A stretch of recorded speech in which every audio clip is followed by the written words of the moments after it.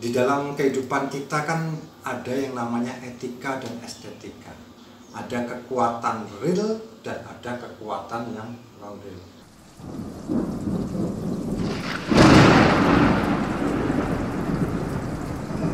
Salam waras, teman-teman Horror Story, kita bersama dengan Mas Yuda AG akan menghadirkan apa? Materinya kita tentang misteri manusia dan kehidupan. Baik, oke teman-teman, kita saksikan. Mas Yuda, apa benar manusia punya inner power ya, atau kekuatan diri sendiri ya? Oke, apa benar manusia punya inner power atau kekuatan pada diri sendiri? Oke, kita ambil satu hukum dasarnya dulu ya.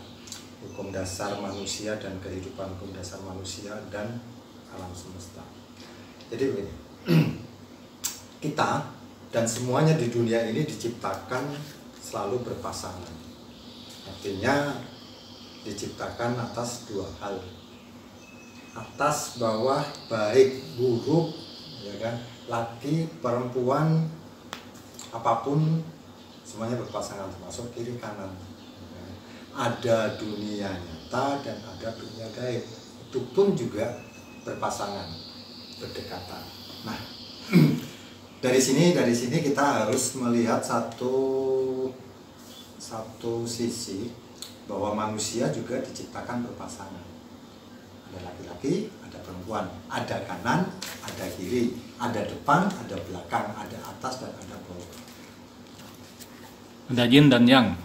Ya, jadi itu bukan semata-mata hanya diciptakan begitu saja, artinya itu juga punya satu filosofi, punya satu kekuatan, punya satu arti kenapa harus diciptakan seperti itu, kan gitu.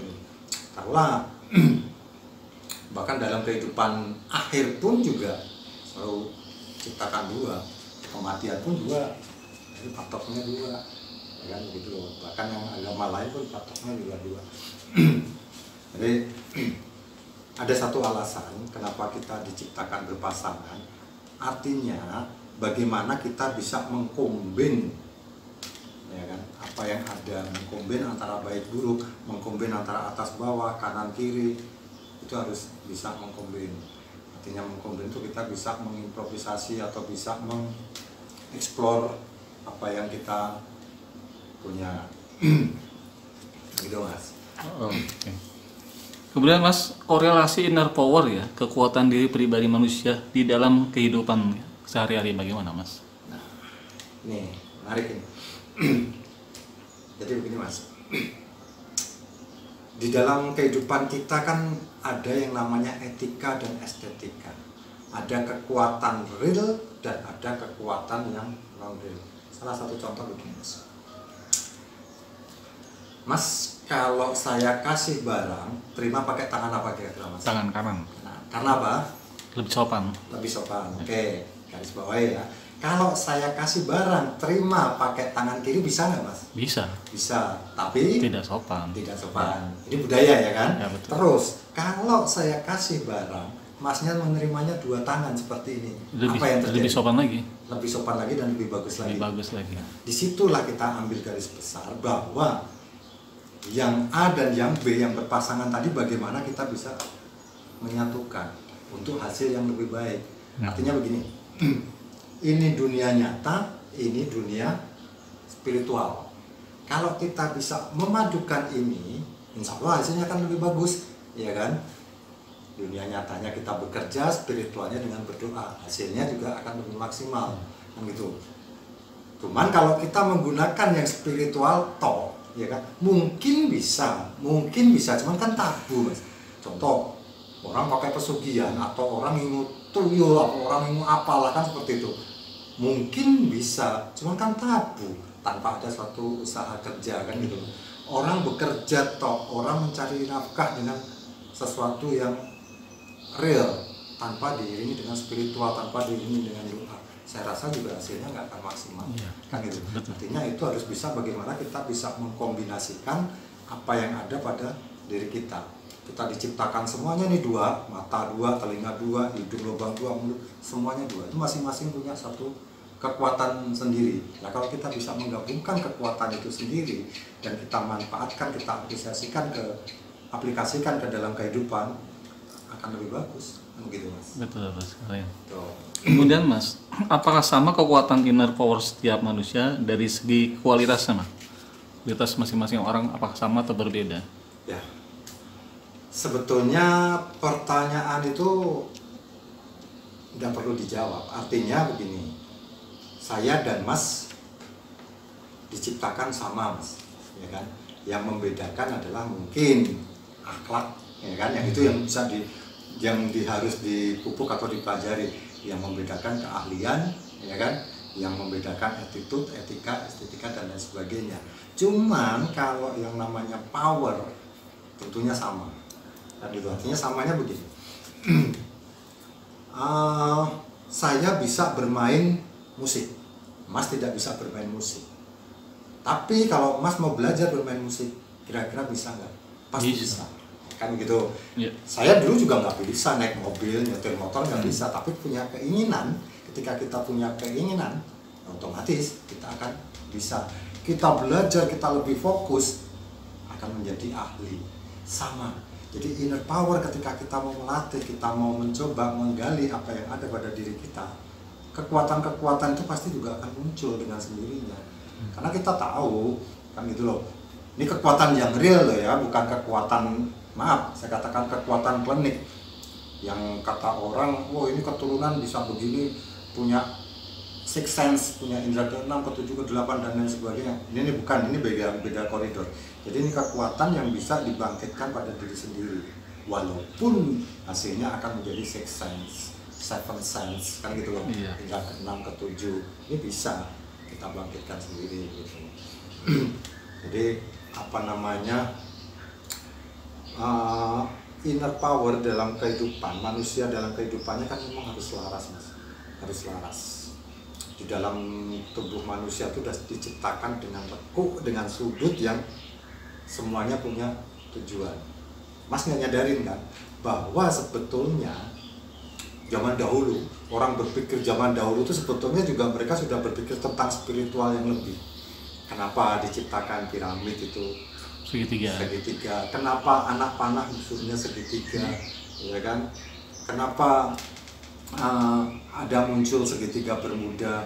Berarti ada kekuatan di balik segitiga itu, kan gitu. Nah, manusia pun sebetulnya juga sudah menjadi segitiga, bagian daripada segitiga.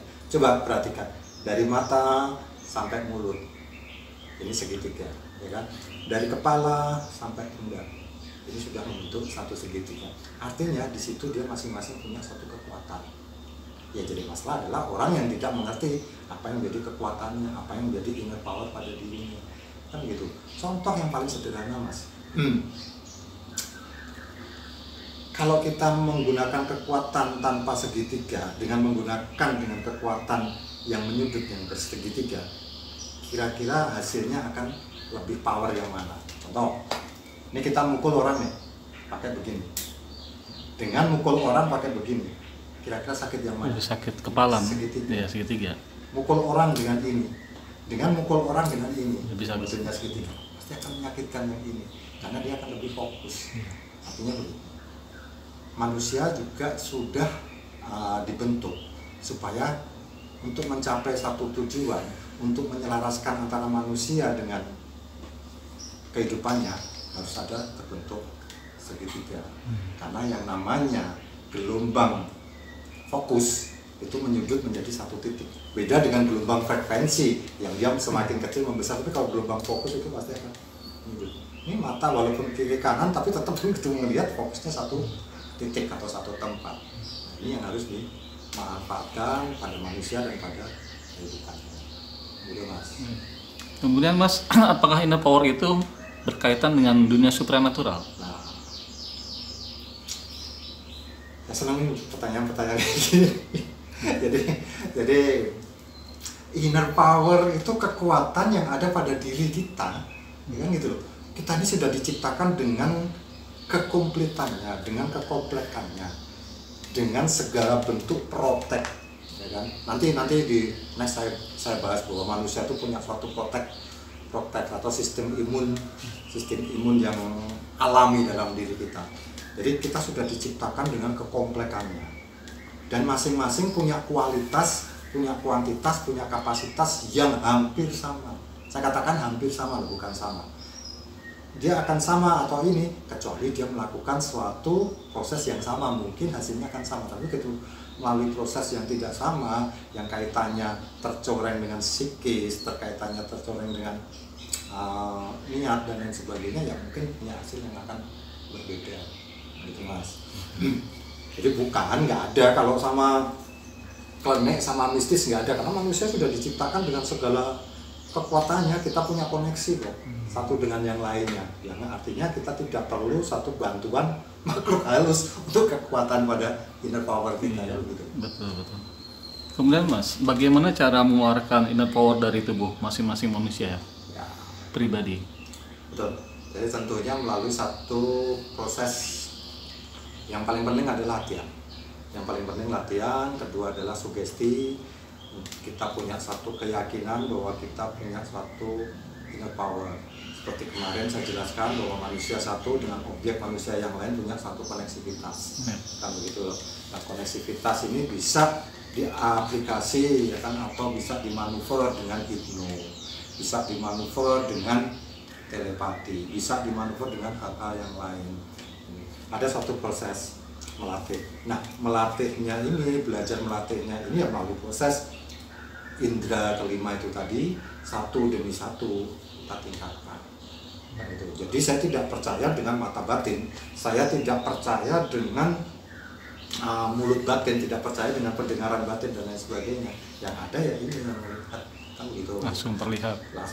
Mata kita melihat ya mata real, mendengar ya mendengar real, kan gitu. Itu yang dinamakan indera 6 ke 7. Nah, kalau sudah inderanya dia hanya berbicara mata batin, ya maaf, yang orang lain tidak bisa tahu apa yang jadi batin dia. Karena kalau udah berbicara tentang mata batin, Mas, artinya ya hanya batin dia, obsesi dia, kan begitu, ya kan? Ini ada satu cerita menarik, Mas. Ada satu cerita menarik. Dulu waktu saya masih kecil, orang tua saya, bahkan kakek saya sering memberikan satu petua sama saya.